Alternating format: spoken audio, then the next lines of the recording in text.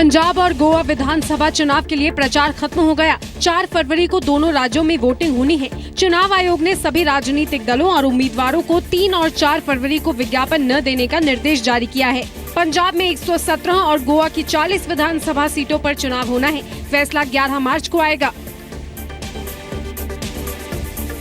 BJP अध्यक्ष अमित शाह कल UP के मेरठ में पदयात्रा करेंगे। इस दौरान अमित शाह चुनावी पर्चियां बांटेंगे और कार्यकर्ताओं से मिलेंगे। मेरठ से प्रचार अभियान की शुरुआत करेंगे। मेरठ महानगर है और महानगर में वो पैदल पर्ची बांटेंगे, कार्यकर्ताओं के साथ जनसंपर्क करेंगे, क्योंकि जनसंपर्क और जनसंवाद ये सशक्त माध्यम है अपनी बात पहुंचाने का।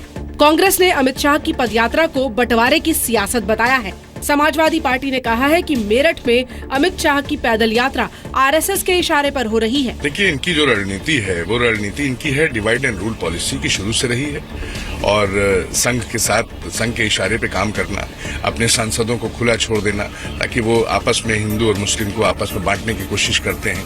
तो कहीं ना कहीं ये भूल जाते हैं कि हाथ से हिंदू होता है, माँ से मुसलमान होता है। काट की हाड़ी एक ही बार चढ़ती, इस बार कम से कम जाट अपने आरक्षण के लिए लड़ रहा है।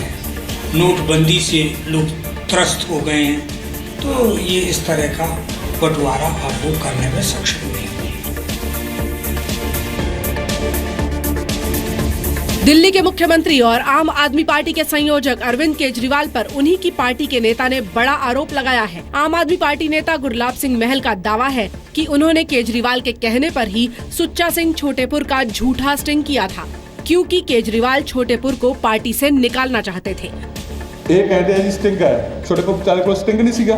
ਕੇਜਰੀਵਾਲ ਦੀ ਗੇਮ ਕੇਜਰੀਵਾਲ ਦੇ ਹਿਸਾਬ ਨਾਲ ਖੇਡ ਰਿਹਾ ਸੀ। ਉਹ ਕਹਿੰਦੇ ਜੀ ਵੀ ਇਹ ਸਾਰੀ ਉਮਰ ਸਾਡਾ ਪ੍ਰੋਮਿਸ ਹੈ, ਬਾਹਰ ਨਹੀਂ ਆਊ। ਬਾਹਰ ਕਿਵੇਂ ਆਉਂਦਾ ਸੀ? ਮੈਂ ਰੌਲਾ ਪਾਉਂਦਾ ਸੀ। गुरलाब के मुताबिक केजरीवाल नहीं चाहते थे कि छोटेपुर सिख नेता के तौर पर उभरे, इसीलिए उनकी जगह हिम्मत सिंह शेरगिल को पंजाब का संयोजक बनाने के लिए केजरीवाल और संजय सिंह ने झूठा स्टिंग कराया। पर एडी वड्डी कंस्पिरेसी इन्हां हिम्मत सिंह शेरगिल दे घर बह के कीती ते नाल केजरीवाल उन्हां नूं कहंदा रहा कि छोटेपुर नूं पासे करन वास्ते कोई साजिश रचो ते उत्थे संजय सिंह ते दरगेश होनी। गुरलाब ने बताया है कि पार्टी फंड में पैसा देने के बहाने छोटेपुर को फर्जी आरोपों में फंसाया गया।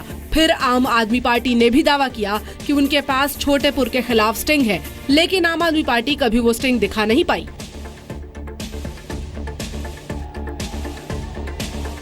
यूपी के बागपत में बीजेपी सांसद हेमा मालिनी की रैली में भीड़ पर पुलिस को हल्का लाठीचार्ज करना पड़ा। बेकाबू भीड़ ने पुलिस के बैरिकेड तोड़ दिए और हंगामा किया।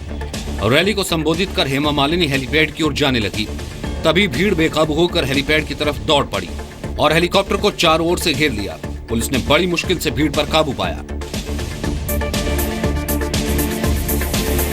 सीबीआई की विशेष अदालत ने एयरसेल मैक्सिस डील में पूर्व संचार मंत्री दयानिधि मारन, उनके भाई कलानिधि मारन समेत बाकी आरोपियों को बरी कर दिया है। कोर्ट ने कहा है कि इस मामले में मारन भाइयों के खिलाफ केस नहीं चल सकता। To the Indian judicial system. At the time I stated that I'll prove my innocence. I'm so happy that my stand vindicated. Aircel Maxis deal में सीबीआई ने पिछले साल ही दयानिधि मारन और उनके भाई समेत 5 लोगों पर चार्जशीट दाखिल की थी। मारन भाइयों पर आरोप था कि उन्होंने 700 करोड़ के बदले मलेशिया की कंपनी मैक्सिस को चेन्नई की कंपनी एयरसेल पर कब्जा जमाने में मदद की थी। सीबीआई के मुताबिक 2006 में एयरसेल मैक्सिस डील के बाद सन ग्रुप के जरिए 700 करोड़ मारन भाइयों को पहुंचाए गए। इसी मामले में दयानिधि और कलानिधि समेत 3 लोगों के खिलाफ मनी लॉन्ड्रिंग केस भी दर्ज हुआ था। सारदा चिटफंड घोटाले में प्रवर्तन निदेशालय ने पूर्व केंद्रीय मंत्री मतन सिंह की 63 करोड़ की संपत्ति जब्त कर ली है। मतन सिंह की यह संपत्ति दिल्ली में है। उन्हें पिछले साल शारदा चिटफंड घोटाले में मिलीभगत के आरोप में गिरफ्तार किया गया था। उन पर आपराधिक साजिश, धोखाधड़ी और फर्जीवाड़े का आरोप है। प्रवर्तन निदेशालय ने इस मामले में अब तक कई आरोपियों की 700 करोड़ की संपत्ति जब्त की है। शारदा घोटाले में निवेशकों से करीब 24,000 करोड़ की ठगी हुई थी। यूपी के नोएडा में सोशल ट्रेडिंग के नाम पर 3700 करोड़ की ऑनलाइन ठगी का एसटीएफ ने खुलासा किया है। एसटीएफ ने सेक्टर 63 में छापा मारकर कंपनी के मालिक अनुभव मित्तल, सीईओ श्रीधर और टेक्निकल हेड महेश दयाल को गिरफ्तार किया है। एक ऑनलाइन मीडिया पोर्टल socialtrade.biz के नाम से एक स्कीम चला रही थी, जिसमें लोगों को उस सोशल मीडिया के माध्यम से पोर्टल पे इनवाइट करके उनसे अलग अलग धनराशि ले रही थी। पुलिस के मुताबिक कंपनी की फर्जी स्कीम से जुड़ने के लिए लोगों को 4 विकल्प दिए गए थे। एक फिक्स अमाउंट जमा करने पर एक यूजर आईडी और पासवर्ड दिया जाता था। पोर्टल पर लॉगिन करने के बाद यूजर को कुछ पेज लाइक करने होते थे। कंपनी हर लाइक पर 5 रुपए देने का दावा करती थी। कंपनी से जुड़ने वाले हर मेंबर को 2 और लोगों को जोड़ना होता था, जिस पर एक्स्ट्रा रकम मिलती थी। दिल्ली एनसीआर समेत देश भर के करीब 7 लाख लोग इस फर्जीवाड़े का शिकार हुए हैं। चेन्नई में एन्नोर पोर्ट पर 2 मालवाहक जहाजों की टक्कर के 5 दिन बाद भी तेल का रिसाव जारी है। 1000 से ज्यादा लोगों को सफाई के काम में लगाया गया है। कई एनजीओ भी सफाई में जुटे हैं। Involving those officials including Coast Guard and Ennore port person and fishermen and fire. तेल के रिसाव की वजह से मछलियों और कछुओं समेत भारी संख्या में समुद्री जीवों की मौत हो चुकी है। मछुआरों पर भी रोजगार का संकट मंडराने लगा है। पर्यावरणविदों के मुताबिक लंबे समय तक तेल के रिसाव का समुद्री जीवों पर असर नजर आएगा। 28 जनवरी की सुबह पोर्ट से बाहर जा रहा जहाज पोर्ट की ओर आ रहे जहाज से टकरा गया था। इसकी वजह से 65 टन तेल बह गया। दिल्ली के कनॉट प्लेस में बुधवार की रात एक बड़ा हादसा टल गया। इनर सर्कल के सी ब्लॉक की एक इमारत की दूसरी मंजिल की छत गिर गई। हादसा देर रात तब हुआ जब सारी दुकानें बंद थी। दिल्ली ट्रेडर्स एसोसिएशन का आरोप है कि एनडीएमसी को रेनोवेशन के लिए कई बार एप्लीकेशन देने के बावजूद इस पर ध्यान नहीं दिया गया। करीब 4 महीने से बिल्डिंग खाली थी।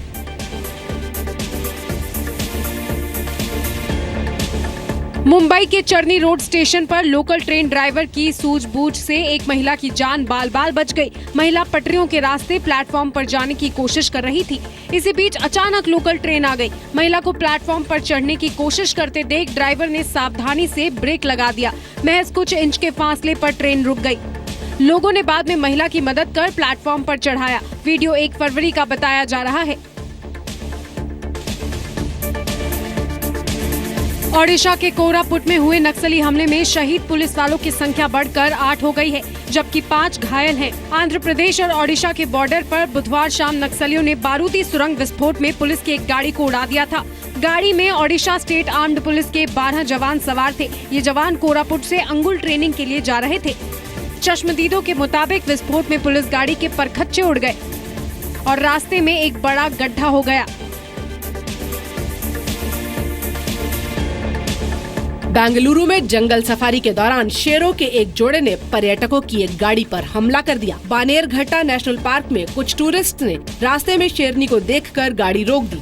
इस बीच एक शेर भी घूमते हुए वहां आ गया। शेर गाड़ी पर पीछे से पंजा मारने लगा। आगे शेरनी और पीछे शेर को देखकर पर्यटक सकते में आ गए। हालांकि गाड़ी की खिड़कियां बंद होने से सभी पर्यटक सुरक्षित रहे। थोड़ी देर बाद शेर का जोड़ा जंगल में वापस चला गया। चीन ने एक ऐसी मिसाइल का टेस्ट किया है जो एक बार में 10 न्यूक्लियर वॉरहेड्स यानी परमाणु बम ले जाने में सक्षम है। द वॉशिंगटन फ्री बीकन की रिपोर्ट में ये दावा किया गया है।